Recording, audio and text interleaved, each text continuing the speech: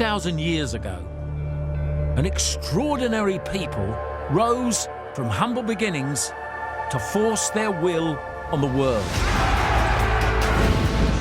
and create the greatest empire mankind had ever seen. An empire that stretched from Britain to the Middle East, lasted 1,000 years and shaped the way we live today. I'm Larry Lamb, actor, radio presenter and history fanatic. I feel like a kid at Christmas. In this series, I'm travelling back beyond the marble monuments to ask who these people were and why they were so successful. Wow.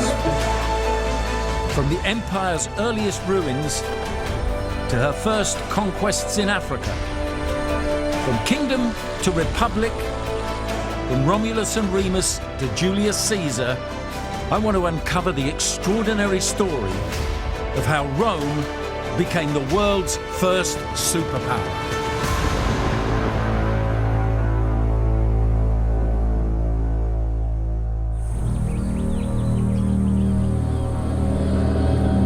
(146 BC). A century of bitter warfare is about to reach its climax. Rome's forces are poised outside the city walls of their greatest enemy. Carthage must be destroyed.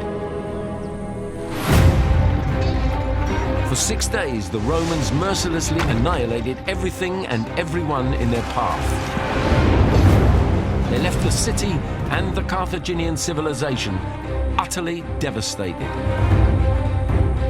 During this savage attack, one young nobleman proved himself a brave and gifted officer. His name was Tiberius Gracchus. In 146 BC, Tiberius Gracchus was just a teenager. But listen to what Plutarch had to say about him. The younger Tiberius soon learned to understand that commander's nature and led all the young men in discipline and bravery. Yes, he was the first to scale the enemy's wall. A teenager, first one over the wall. Tiberius left Carthage a hero, but he would soon face a far greater enemy. This would be a battle between the wealthy ruling classes and the ordinary citizens of Rome. A fight for the very soul of the Republic. With the fall of Carthage, Rome's influence now stretched thousands of miles across the Mediterranean. Nothing stood in the way of the Republic's ambition to conquer the known world. Each victory of the army brought unimaginable riches. War tribute of slaves, treasure, and art poured into the nation's coffers.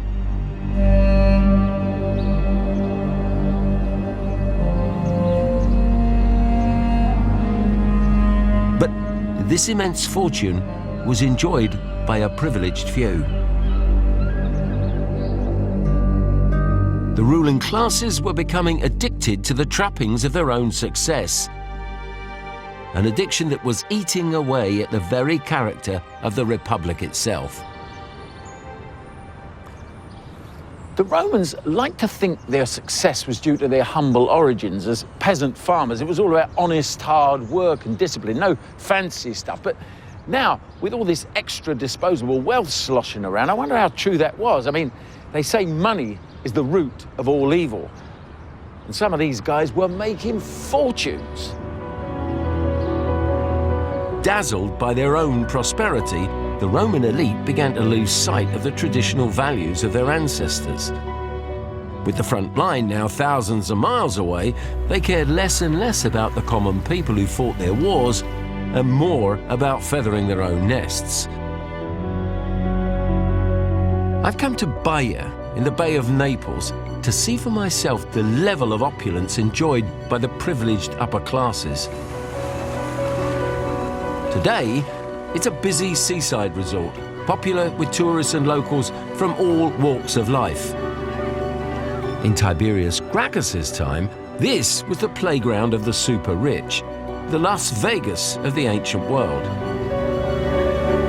The Stoic philosopher Seneca was so shocked by the debauchery he witnessed here, he branded it a resort of vice.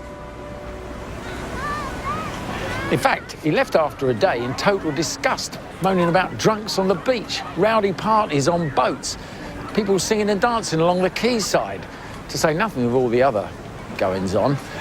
Things don't change much, do they? What has changed is the landscape itself, sculpted by 2,000 years of earthquakes and volcanic eruptions. Look around today, and there's little evidence of the spectacular surroundings of the past.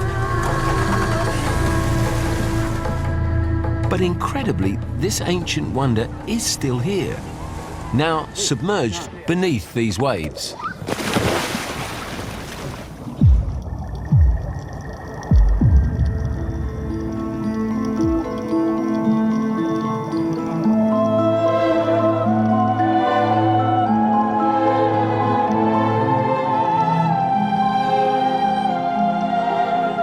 To think these statues once adorned the villas of Rome's wealthiest aristocrats,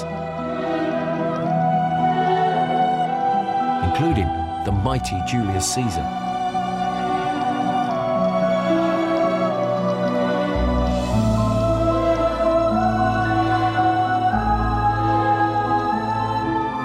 It's an astonishing sight. Street after street of fantastically preserved ruins offer glimpses of its former magnificence. These mosaics, for instance, conceal the ultimate symbol of Roman luxury. Underfloor heating, known as the hypocaust, was invented right here at Baia.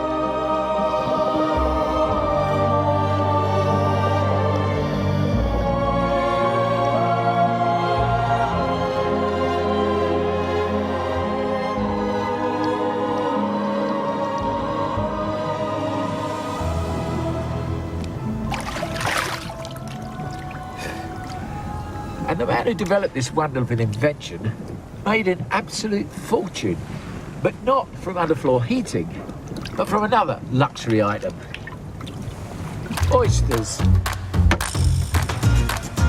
The nobility's insatiable appetite for them allowed Sir Gaius Arata to establish an oyster empire here in Baia. To keep the supply going through even the coldest of winters, he designed a system of artificially heated pools.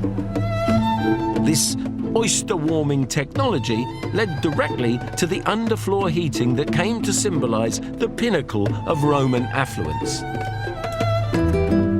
Oysters, heated floors, drunken debauchery. Life was pretty sweet, if you were wealthy.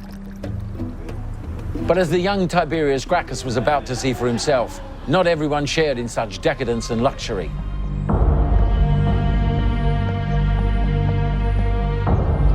Tiberius would soon realize there was a critical flaw in Roman society, one that threatened the very soul of the Republic itself.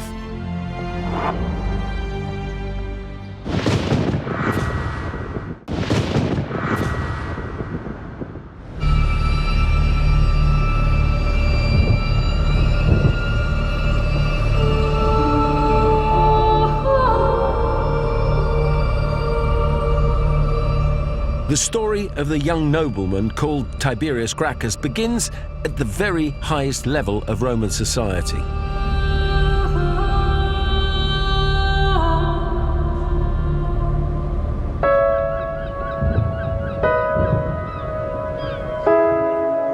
He was born into a world of privilege, where heritage and ancestry meant everything.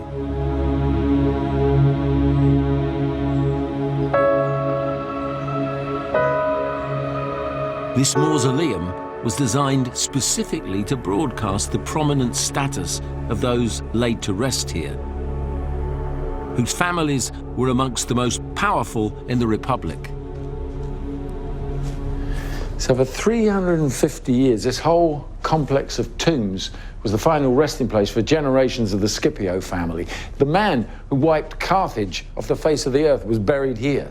And probably before him, Scipio Africanus Major, the general who finally defeated Hannibal.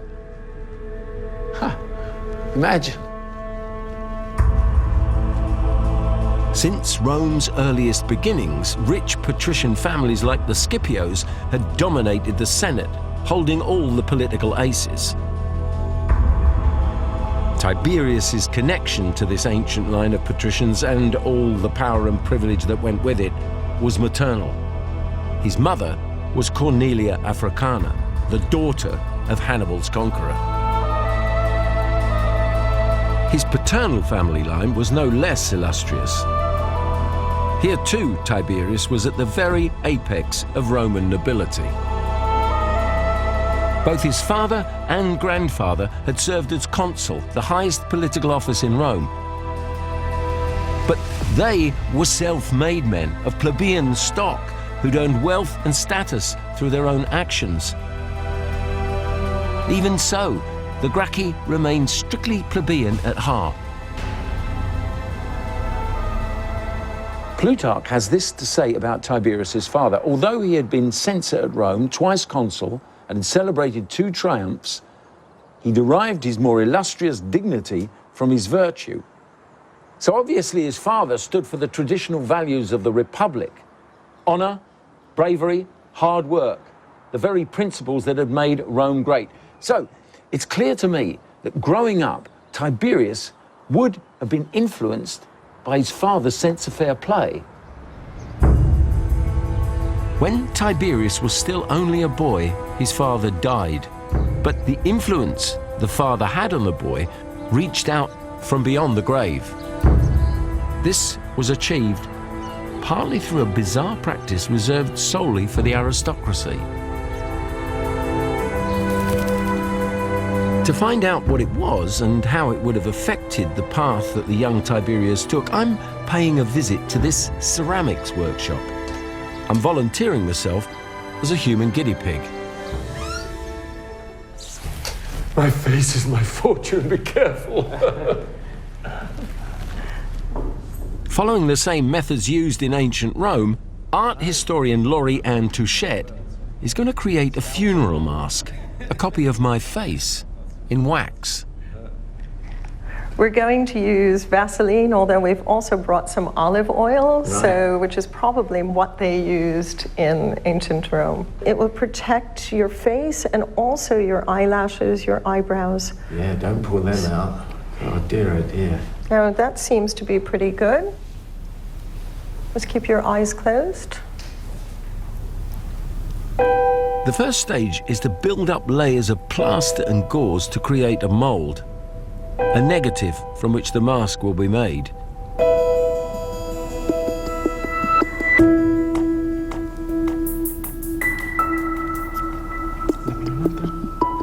After what seemed like an eternity, I was finally ready to come up for air.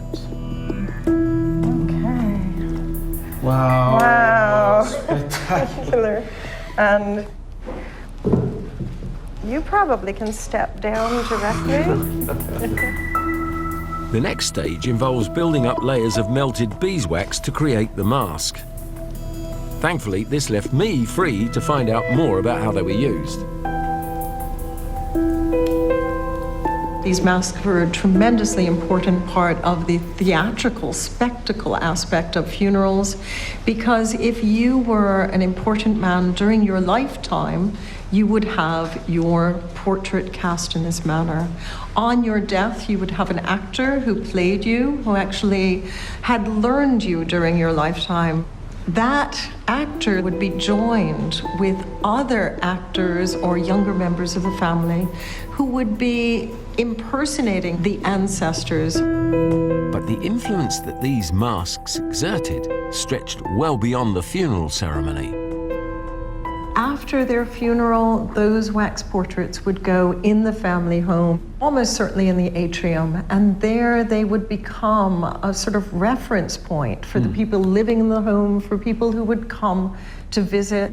I mean, we actually think nothing of having a photo of old Uncle Joe or, you know, Right. Granddad Bill or whatever else up on the wall. That's as close as they could get, really, wasn't it? It is. And we know from the ancient sources that these were seen as a kind of incitement to greatness. The ancestors, the great men of Roman history, gave an example to the younger generation of how they should behave. Here he comes. Hang on a while. There he is. What a bizarre, a really bizarre sensation. I can rather well imagine young Tiberius Gracchus, as it were, growing up under the gaze of the old pater familias and reminding him constantly of all those republican values that he held so dearly. Always there, the old man.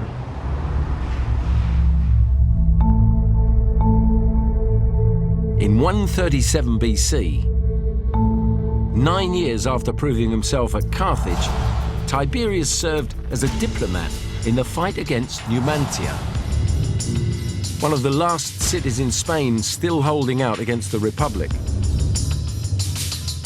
The Roman army found themselves hopelessly surrounded by Iberian warriors. Only Tiberius's skills as a negotiator saved them from certain massacre. The peace deal he brokered spared the lives of 20,000 Roman soldiers, making him a hero of the people of Rome. But it was what he saw on the way to Numantia as he made his way through the Italian countryside that would shape this young man's destiny and that of the Republic itself. This is Tuscany, the essence of rural Italy. It's hard to imagine a more beautiful, peaceful, idyllic setting. And it was still like that back in 137 BC, although then it was called Etruria. But whatever it was that Tiberius Gracchus witnessed on his way through here would eventually drive him headlong into a deadly showdown with the very ruling classes he'd been born into.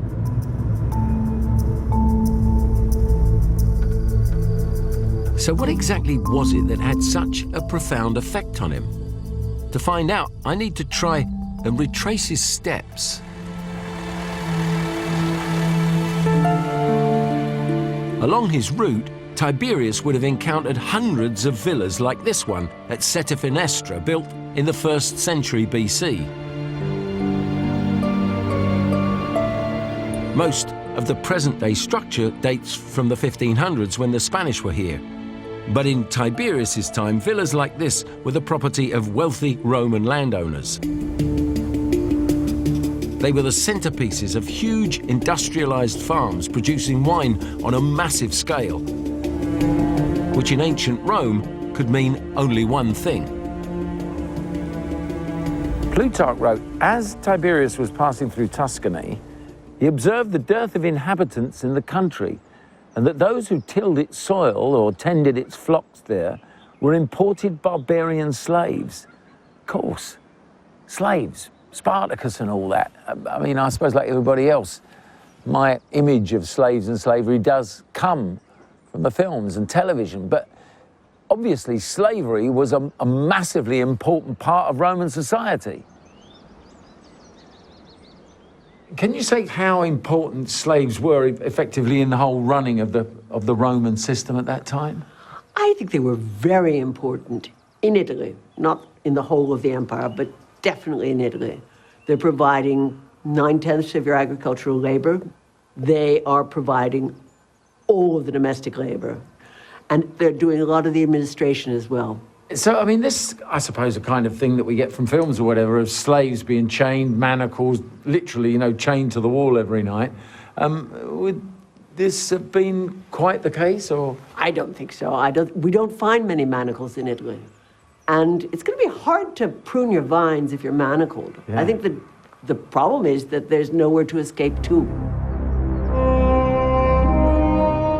Tiberius Gracchus saw how the wealthy Roman landowners were using this captive army of slaves to produce wine in vast quantities. This estate alone generated nearly 4,500 amphorae a year. That's roughly 250,000 bottles today. Where was the wine going? And the wine was mainly going to Gaul. The Gauls are consuming Italian wine in the most enormous quantities. It's been estimated that as much as 40 million amphorae from this area finished up in Gaul.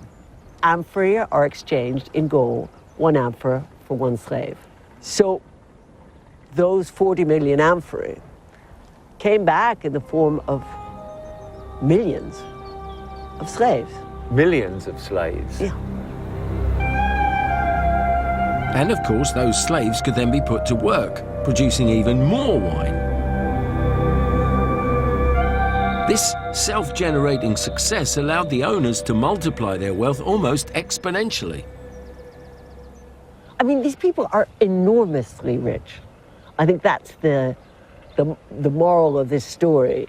The Roman aristocrats of the 2nd and 1st centuries BC are just accumulating wealth in the form of landed property at the most enormous rate.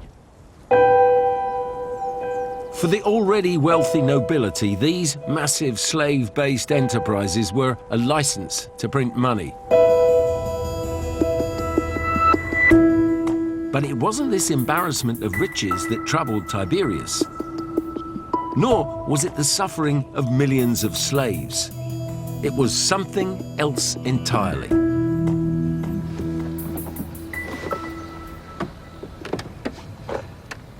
In that quote from Plutarch, he said, in Tuscany, Tiberius observed the dearth of inhabitants in the country.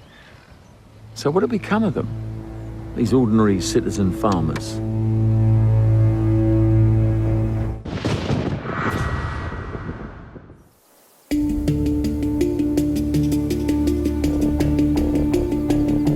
(137 BC). Still in his 20s, the young nobleman Tiberius Gracchus is returning to Rome from the wars in Spain. What he saw in the Italian countryside would change his life and the history of Rome forever. The fields were filled with the slaves of the wealthy nobility, not with Roman citizens as he would have expected. Tiberius knew that these citizen farmers made up the ranks of the Roman army. Many were away fighting in campaigns that had grown from months to years. But he also observed something far more sinister: the absence of veteran soldiers back from the wars. The farms that these soldiers had left in the care of their wives and children had been abandoned and then snapped up for a pittance by the owners of the huge slave estates. Worst of all, Tiberius knew that much of this land was public land, ager publicus, which the wealthy landowners had no right to take. According to Plutarch, a law had been passed around 250 years earlier, strictly limiting the amount of public land that could be owned by any one man to about 320 acres. But of course, the rich weren't above using dirty tricks to get around this. Neighbouring rich men, by means of fictitious personages, transferred these rentals to themselves and finally held most of the land openly in their own names.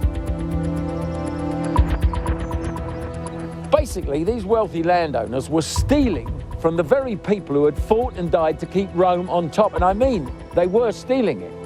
They were doing this illegally. The brave few who battled on to bring their meagre crop to market found themselves undercut by the rich landowners. Forced to quit, they had no choice but to pack up and head for the city. Tiberius alone realized that this exodus of citizens threatened the very core of the Republic. Why? Because to join the army, you had to own land by law. So, no farmers in the countryside meant no soldiers on the battlefield.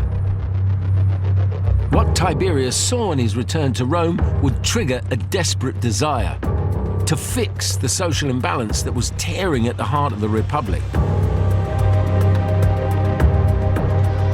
By now, the city's population was around 250,000 and rising fast. But for most, winter oysters and heated floors were the stuff of dreams. Far from the world of opulence enjoyed by the wealthy, the streets were crammed with the poor and dispossessed in their thousands. Throw in disease, hunger, poverty, and life couldn't have been much fun.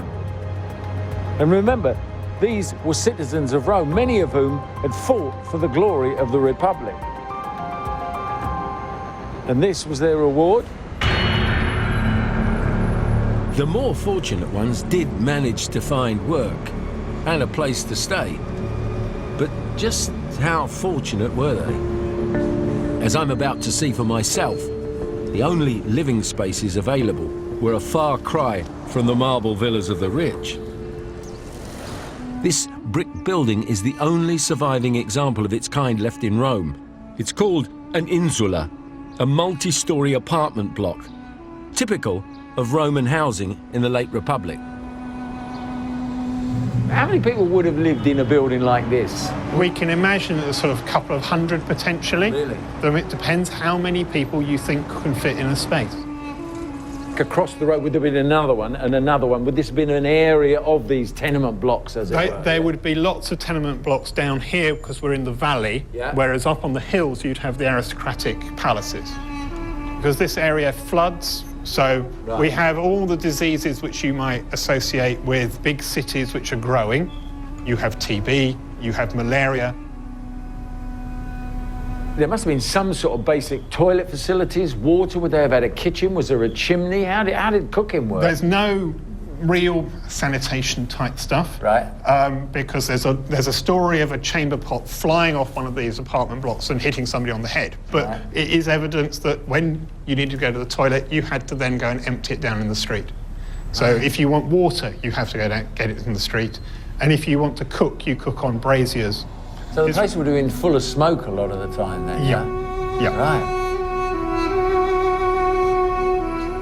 So this would have been a kind of a first stop lodging place for people when they arrived? I mean, if you went looking for somewhere to live and you'd come up from the country? Well, you're not in the sort of lowest of the low in terms of accommodation. Right. That would be further up, because there's another 3 stories from here. Yeah. And as you get higher and higher and higher, the apartments get more crowded, and they're the places you don't get out of when there's a fire.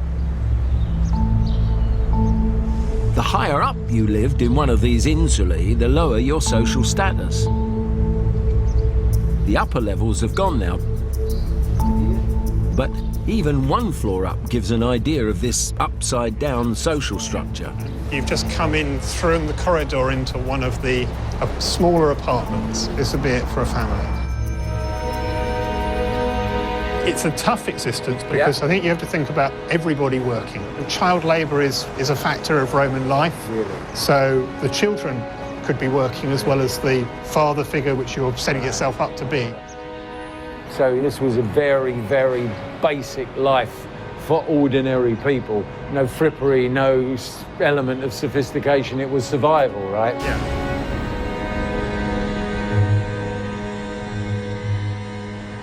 This is a quote from Juvenal, who was a satirist writing in the 1st century AD. The sick die here because they can't sleep, though most people complain about the food rotting undigested in their burning guts. For when does sleep come in rented rooms? It costs a lot merely to sleep in this city. I mean, what a commentary.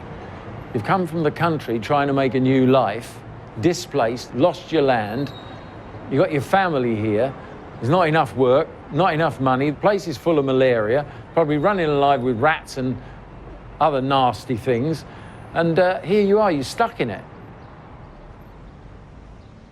An incredible 95% of the city's population was crammed into places like this, when they should have been working the land or fighting Rome's wars.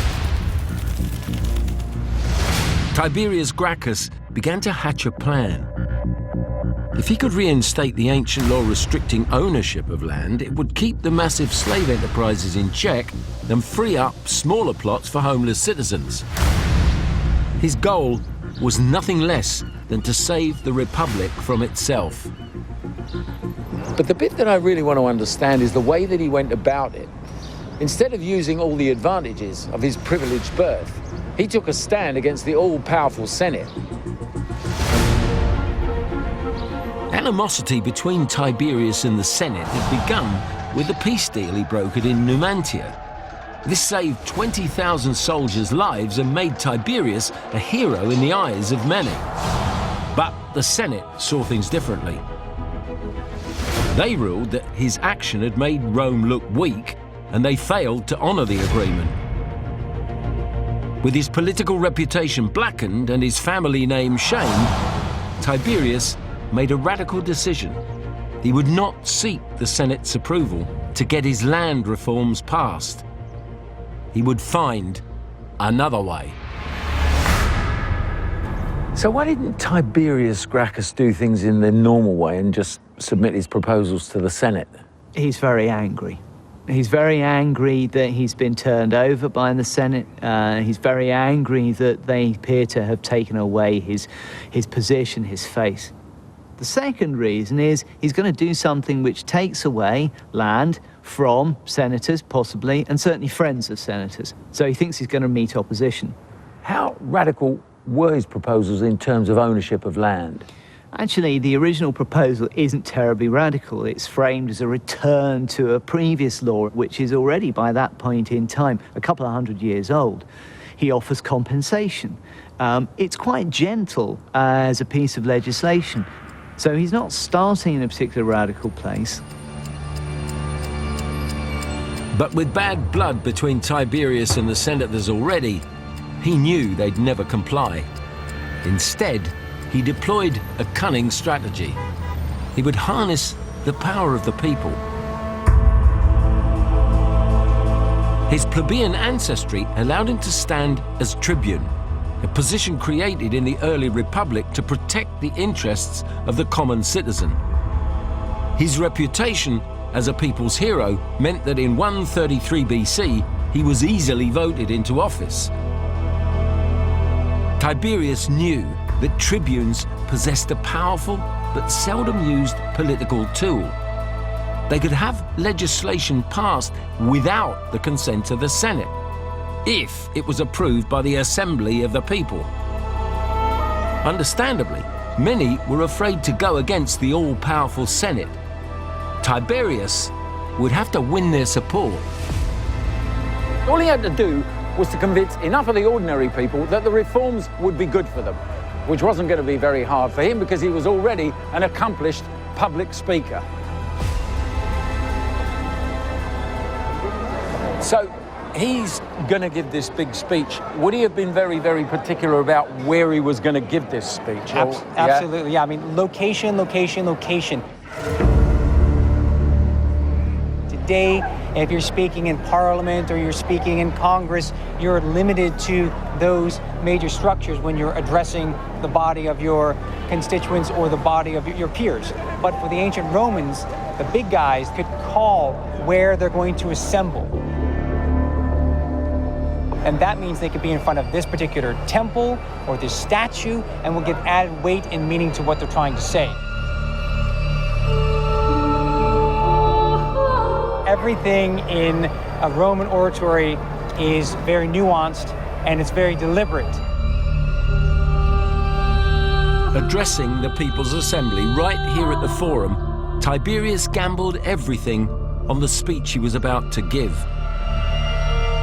Without their support, his land reforms and his political career would be finished.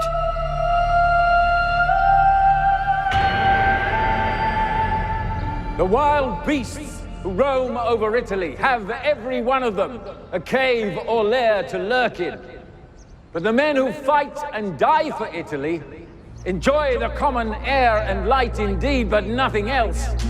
houseless and All of our politicians and all of our cultures can give added weight to what they're saying. Everyone's using their hands. lying lips that they're in territory. Are they basically signaling what they're saying for maybe 10,000 people who, without any system of amplification, are going to be reliant on what they see, right? The Roman orators then would specifically use certain gestures that would be more visible, let's say, to a larger crowd, that would add emphasis to what they're saying. For not a man among them has an hereditary altar. Not one of all these many Romans an ancestral tomb.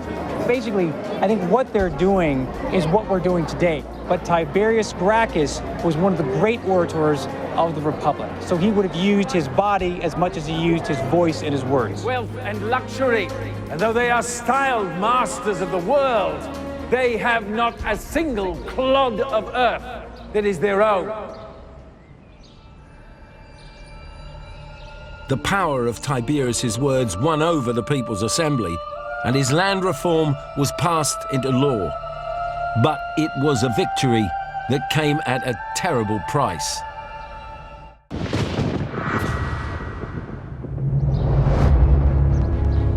(133 BC). Tiberius Gracchus has outwitted the Senate, shrewdly using the power of the people to get his land reforms made law. The masses hailed him as a hero, a champion who offered them hope. But the Senate now viewed him as an insidious threat. The battle lines were clearly drawn. Tiberius set up a commission to execute his law, but the Senate starved it of funds. Tiberius's next move was even more audacious. Rome was bequeathed a vast fortune by the death of a foreign king. Tiberius bypassed the Senate once again to claim these riches for the people. Now, ordinarily, a bequest like that would have to be accepted by the Senate. The Senate deals with foreign affairs. So for him as a tribune of the people to say, I accept, on behalf of the people of Rome, this bequest, is to indicate that he wants to bring that resource in to be used for the benefit of the people. And clearly can help him fund his land redistribution and his compensation schemes and his grants to the people, etc., etc. But it also raises the spectre of the Senate losing control of foreign affairs to annually elected officers of the people of Rome. And that's dangerous. The war of attrition reached fever pitch. Anger turned to open hostility. With Tiberius's year as tribune drawing to an end, his followers began to fear for his safety. So they urged him to stand for an unprecedented second term. His opponents in the Senate cried foul, declaring it an illegal move. Tiberius ignored this and stood for election anyway. For many in the Senate, this was the last straw. They took it as a signal that Tiberius was seeking the absolute power of a king. And if there's one thing I've learned about the Roman Republic, it's that rex was a dirty word. Would-be tyrants had to be stopped at all costs. Tiberius is being forced into a more and more radical position because he's got no other place to go. We often talk about politicians leaving themselves an exit strategy. Tiberius hasn't left himself an exit strategy. On the day of the election for tribune, Tiberius made his way to the capital. That morning, he observed many omens, none of them good. Augury birds refusing to leave their cage. A serpent curled up in his treasured battle helmet. A pair of ravens fighting on the rooftops above.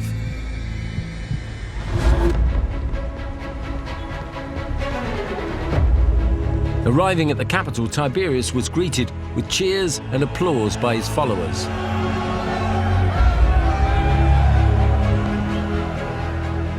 But the mood of celebration soon turned to panic. Members of the Senate, Rome's oldest and most respected symbol of law and order, were baying for blood. In broad daylight, armed with clubs and sticks and bits of broken furniture, they brutally bludgeoned Tiberius Gracchus to death.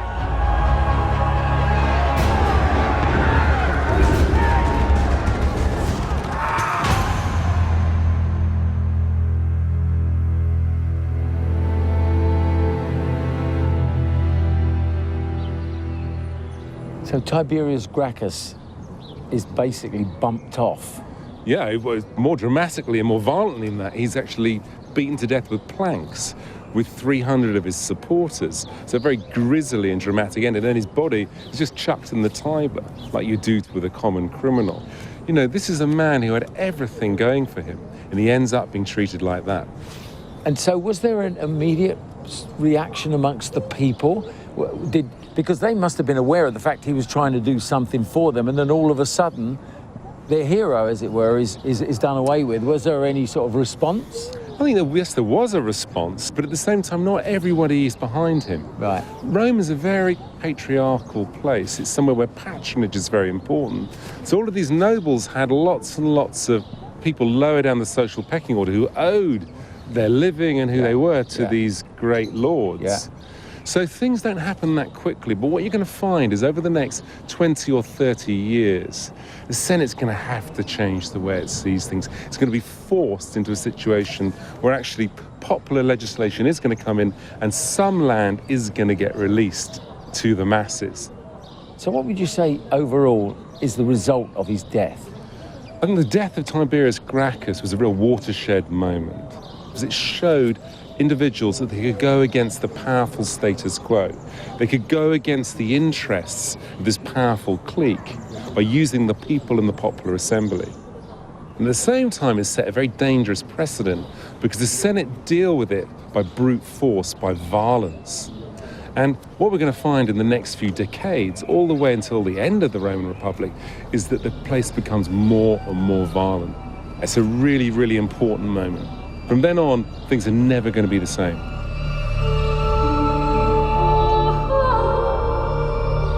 I started off wondering what had driven Tiberius Gracchus to turn against his own class. But this chapter in Rome's history is about so much more.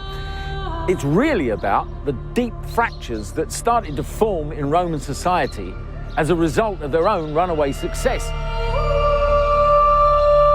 Tiberius had thrust these fractures firmly onto centre stage and shown that it was possible to harness the power of the people against the might of the aristocracy. This was a bold and powerful idea, one that would take root in the minds of others that followed.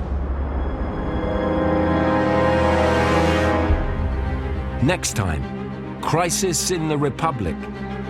As Rome descends into anarchy, one man plans to seize control for himself.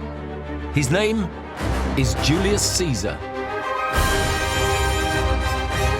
Well, Alex Polizzi's taking over the Italian adventures tonight. Prepare for a tour of the boot like never before as she explores her secret Italy here on Channel 5. That's new and on the way next.